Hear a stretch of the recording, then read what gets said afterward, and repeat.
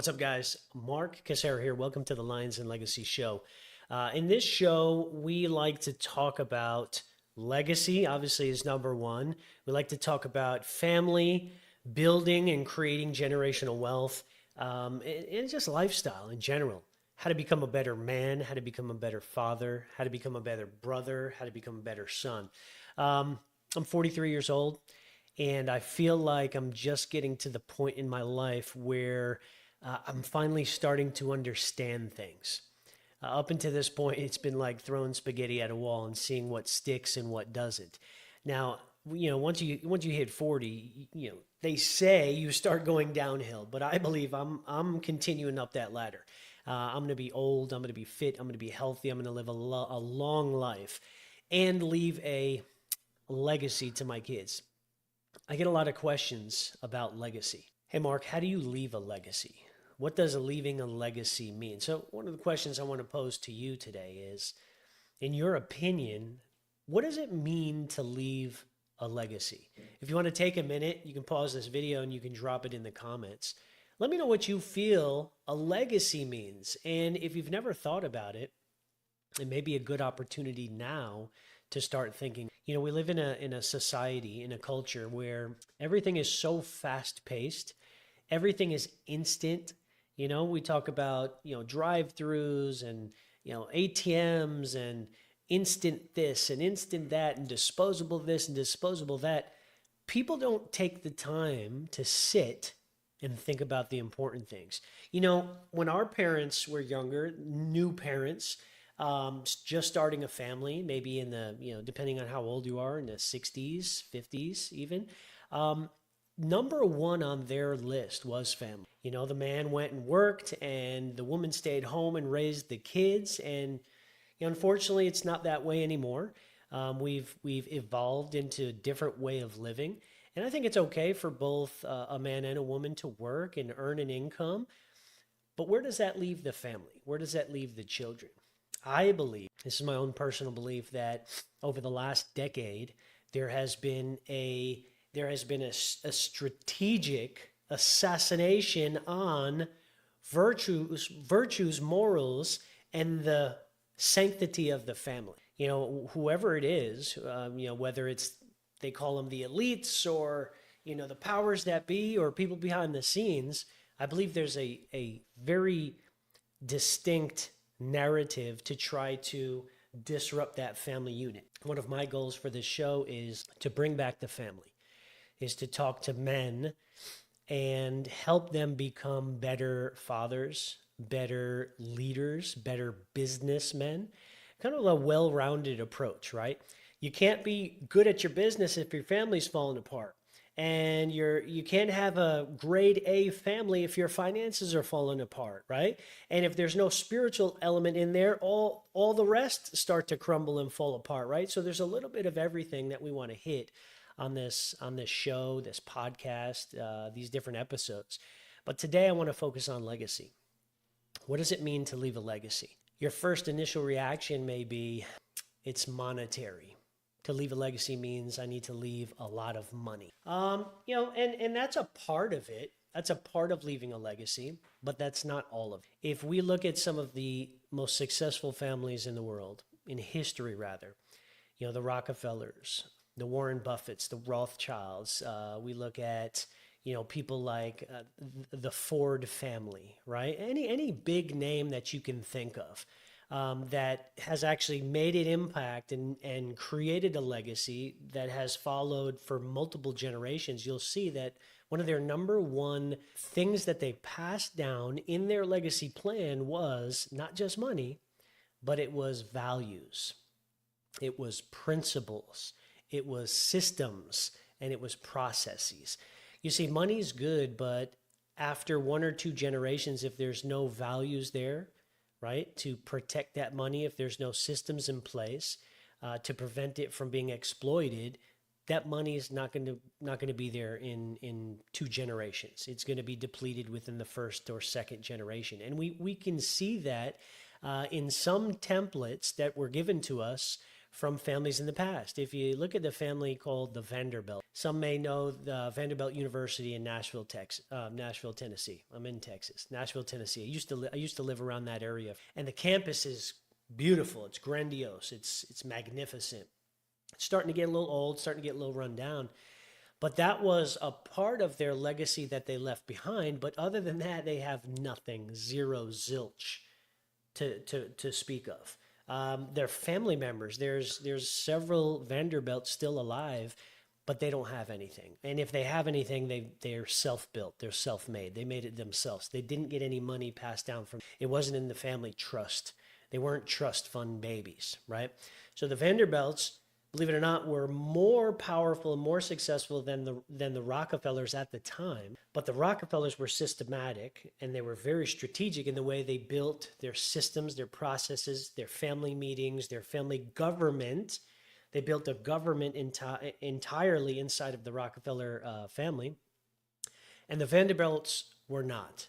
They were luxurious. They spent a lot of money. They weren't good at saving, protecting, preserving, making it last. They lived lavish lifestyles. They were more about the show than anything. And so you see only 2-3 generations later that the money was completely exhausted. And that's not how I want to go out. That's not how I want my family to go out. The Rockefellers, on the other hand, did something a little differently. They created a blueprint for success. Now, you may think, well, you got to be super wealthy or super, you got to have an oil empire, or you have to have XYZ businesses. You don't. You can take their blueprint and you can fit it in to your own personal life wherever you are on the spectrum of, wealth or business or success. You can fit their principles, their standards. You can take bits and pieces of how they did it and you can implement it into your life. That being said, I have a couple of resources. I'll see if I can drop the link in the description of this video to talk about how to create a legacy and some of the simple, more straightforward things that you can do. I even have an audit you can take to see if there's areas in your life that are leaking that maybe you can quickly patch up so that you can keep that ship floating, that boat moving, right? But legacy is more than just money. It's values, it's principles, it is standards, it's systems and processes, right? Aside from leaving lots of wealth, although wealth is good, don't get me wrong. Leaving money is good because it sets the next generation up for some type of success, right? Maybe that you didn't have. Maybe you grew up with nothing, but you've built something along the way to actually talk about so that you can leave something for your family, right? And you can do that in many different ways, right? You can leave money in the bank. You can leave money in a jar buried out in the backyard, underneath your pillow, suitcase, in the walls of your home. And there's many stories that people have done that. And years later, decades later, they've found that money. You can leave money in investment accounts. You can leave money in retirement accounts, 401ks, IRAs, right? They can be left for heirs. They can be left for beneficiaries. You can leave money through life insurance. Matter of fact, life insurance is one of the most efficient ways and effective ways of leaving wealth to the next generation. It's what it's designed for. Retirement accounts aren't designed for that, but they have an attribute in there where you can leave money that you don't spend ahead of time to the next of kin, the next generation, right? That's what a designated a beneficiary clause is, right? Designated beneficiary clause as a part of that, or a transfer upon death disclosure, right? But life insurance is one of those things that many people have this idea. They think of it as a scam because maybe they associate it with, car insurance or homeowners insurance, and don't get me started on homeowners insurance. We're looking at homeowners insurance right now in Texas. I'm getting quotes from anywhere from $2,500 to $5,500. They're all over the place for the same property, same square footage. Everybody's got a different quote. So, when you associate that in your brain, you think life insurance, it's kind of like car insurance, health insurance, dental insurance, medical insurance. It's not the same. They're completely different animals. As a matter of fact, life insurance is reserved to be used, and we can get into a long rabbit trail or parentheses inside this conversation, but there's a couple different types of life insurance. You have short-term and then you have long-term. The long-term, more permanent life insurance is used to build up a savings account inside the policy. That's what we call cash value. And then to allow that cash value to be used while you're still alive, but it doesn't affect the death benefit. So even if you use the money inside the policy, it doesn't affect the death benefit unless you don't pay it back, right? And again, we can get into an advanced topic and advanced conversation at another time. But you can use the money inside a policy, but you also have a reserved portion of death benefits that goes to your family, right? So a lot of people say, well, life insurance is used for death. Yes, it's used for death. When you die, money gets transferred to your beneficiary, absolutely tax-free. Cool, we understand that. But there are certain types of life insurance that you can use now to even more so enhance your legacy and your inheritance that you want to pass to the next generation. And again, this is not going to get dive deep into that conversation right now. We can talk about that later on in a different episode. But life insurance is one of the most effective and efficient ways to transfer wealth to the next generation.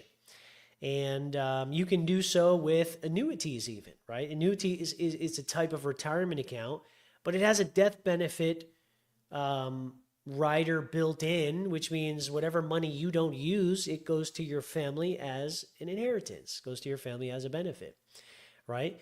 And then we got crypto and we have real estate and businesses, and there's lots of different ways that you can leave money, you can leave inheritance to your family, right? Aside from the money, it's the systems and processes that I think, if I'm not mistaken, are the most important thing to leave to the next generation. Because if you don't have those in place, money just magnifies, right? Money's a tool, right? It's amoral. It's neither good nor bad.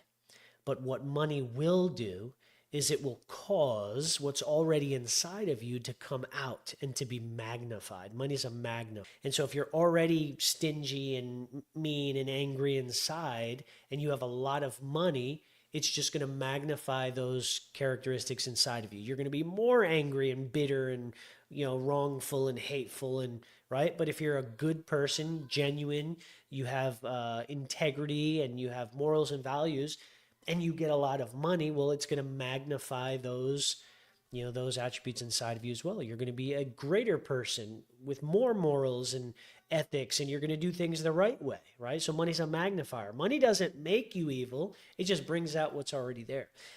Big misconception is that money's evil or money's the root of all evil. Money's not the root of all evil. The Bible says it's the love of money, or I interpret it as the lust of money, the greed of money that takes over your soul that becomes evil, right? Money is not the root of all evil. It's the love of. A lot of people miss that. They think money's bad. Money's not bad. It's neither bad nor good. It's a tool, right? So part of the values and the morals, principles, and the standards that you set in place with your family way in advance ahead of time before you pass away is that your kids are going to learn from your mistakes. They're going to learn the right way to do things. They're going to take it with them and they're going to pass it on to their kids, and and it just becomes generational. This is what I call compound values, right? There's compound interest with money, but you can also have a compound effect with values and principles and standards where your kids get it and they add on a little bit of theirs and their kids get it, and it just becomes builds a life of its own. And so the next several generations become better versus become worse because you were the change agent in your family. And I think I'll do another episode on being a change agent. Being a change agent means you're the person that changes the direction of your entire family. There's so many different, it's crazy. I'll be transparent. Before recording this video right now, I kind of had like this writer's block moment or this creator's block moment where I was like, I don't know what to say. I don't know if it's going to come out, right? But once you start getting the juices flowing, then it just starts coming out. But now that I'm starting to talk about it, now all these different ideas are starting to pop up, right? And it's kind of like the topic of legacy planning, of retirement planning. Everybody wants to avoid talking about it because they don't know, or there's a mystery, or maybe they're confused, or maybe they don't have the right answers. But once you start initiating the conversation, it's easier because then ideas come to you and processes and implementation and different strategies come to you, and you can start to roll it out little by little, and it becomes less daunting. It becomes less mysterious. When it comes to mystery, people avoid it because they don't know what to expect. And then what it does is it paralyzes you. It paralyzes you into non-movement. And in my own life, when I get paralyzed, we call it analysis paralysis, right? When you're just thinking about it too much that you just get locked up and you can't move forward. It happens to the best of us. It happens to people that have ADHD as well. And so I didn't get diagnosed until I was in my 40s. And so once I realized that that was part of how I am, now I take different steps to make sure that I can move forward effectively. But sometimes it's just literally doing it. Sometimes it's just having a conversation. Like for me, it was just recording the button and saying, I hope it goes well. And so here we are, 15, 20 minutes into this video, and I think it's going well, right? So hopefully up until this point, you got some value, you've got some pointers, some tips, and you have a little bit of better direction on where you want to go and what your next steps are going to be. Here's my practical tips, my advice. Have the conversation. If it's not with your wife or your spouse or your husband, have it with a trusted friend or advisor. Maybe a pastor, a counselor, a CPA, an attorney, whoever it is, start to get the conversation out.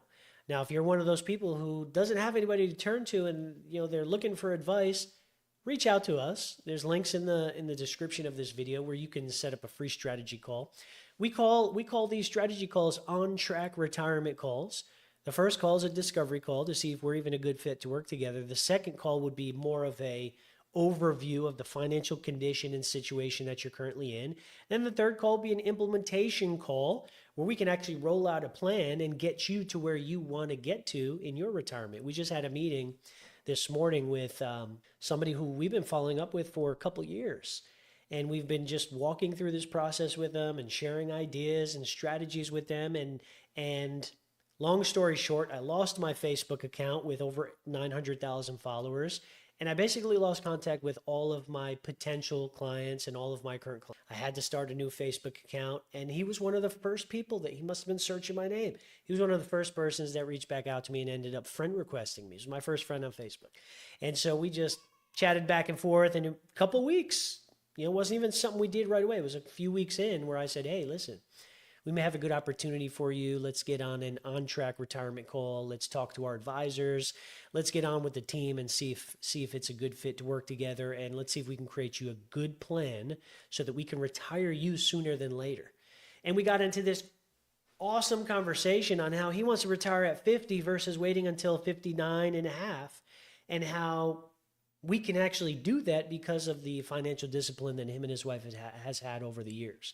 Now, not everybody's in that situation, but if you'd like some guidance, some expertise, and you have something to work with, get in touch with us. Click the link below, schedule a free consultation, text me, call me, email me, reach out to me, let me know your situation. We'll see if we can get the right people on at the right time so that we can help you retire on track and do what you want to do. We don't want retirement to be just a decline in your life where you just, live on your couch and just, run your days dry and let the timer run out. We want you to live your best life during your retirement years. And that's the goal. Work as hard as you can for a certain period of time and then retire and then enjoy life for the remainder of that, however long that time, 20 years, 30 years, just enjoy life. It shouldn't be a downhill spiral. You should be continuing to enjoy life and making memories and making experiences with your kids and your grandkids and maybe even your grandkids. With that being said, guys, my name is Mark Cassara. This is the Lions and Legacy Show, and I look forward to doing many, many, many more episodes. As long as I get past that analysis paralysis and just click the record button, I think it's going to be a good show. I think you're going to get a lot of value from it. And like I said, reach out to us if you have any questions. Life insurance, final expense, trust and estate planning, and retirement planning. We are your resource, and we'll give you a lot of value. All right. Appreciate y'all. See y'all in the next video.